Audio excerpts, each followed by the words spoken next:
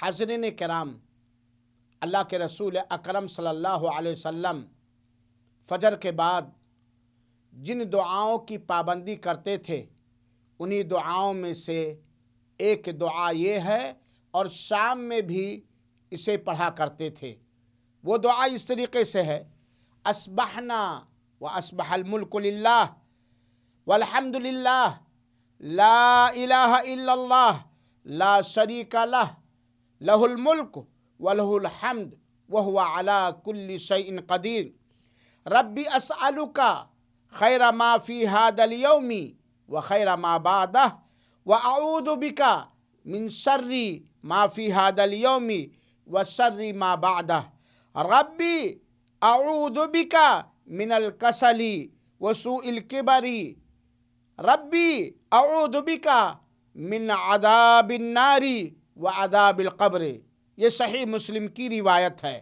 اور اللہ کے رسول اکرم صلی اللہ علیہ وسلم فجر کی نماز کے بعد اس دعا کو پڑھتے تھے، اور جب اللہ کے رسول اکرم صلی اللہ علیہ وسلم عصر کے بعد پڑھتے تھے تو اصبحنا کی جگہ پہ امسینا پڑھتے تھے، اصبح الملک کی جگہ پہ امسل ملک پڑھتے تھے، کیونکہ اصبحنا یا اصبح کا معنی ہوتا ہے صبح، امسینا یا امسا کا معنی ہوتا ہے شام۔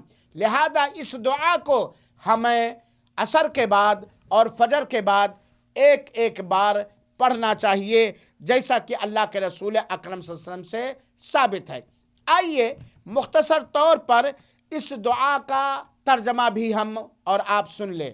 اللہ کے رسول اکرم صلی اللہ علیہ وآلہ وسلم سے اس ثابت شدہ دعا کا مفہوم اور مطلب یہ ہے: ہم نے صبح کی اے اللہ، اور اللہ کے ملک نے بھی صبح کی، تمام تعریف اللہ کے لیے ہے، اللہ تعالیٰ کے علاوہ کوئی عبادت کے لائق نہیں، وہ اکیلا ہے، اس کا کوئی شریک نہیں، اس کے لیے ملک اور بادشاہت ہے، اور اس کی کے لیے حمد ہے، اور ہر چیز پر وہ قدرت رکھنے والا ہے۔ اے میرے رب، اس دن میں جو خیر اور بھلائی تو نے اتاری ہے اسے ہمیں نواز دے، اور جو شر اور فساد کا فیصلہ فرمایا ہے اس سے ہمیں بچا لے۔ اے میرے رب، ذرا غور کیجئے گا ترجمے پر میرے بھائیوں، اے میرے رب، اس رات میں اگر رات میں امسینا پڑھیں تو کہتے اس رات میں جو تو نے خیر و بھلائی اتاری ہے اس خیر و بھلائی سے ہمیں نواز دے، اور اس رات میں جو تو نے شر و فساد اتارا ہے اللہ تعالیٰ اسے ہمیں محفوظ کر دے۔ یہ دعا کا ترجمہ ہے۔ اسی طریقے سے اے میرے رب، میں اس کا سوال کرتا ہوں، اس رات کے سارے خیر کا میں تجھ سے سوال کرتا ہوں، اور اس رات کے سارے شر سے میں تجھ سے پناہ چاہتا ہوں۔ میرے رب، میں سستی بڑھاپے کی تکلیف سے تیری پناہ میں آنا چاہتا ہوں۔ اے میرے رب، تو مجھے قبر کے عذاب سے اور جہنم کے عذاب سے محفوظ رکھ۔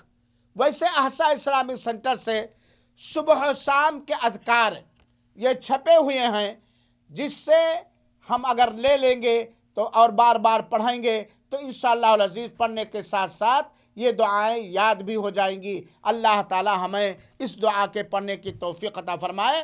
آمین۔ والسلام علیکم ورحمۃ اللہ وبرکاتہ، وجزاکم اللہ خیرا۔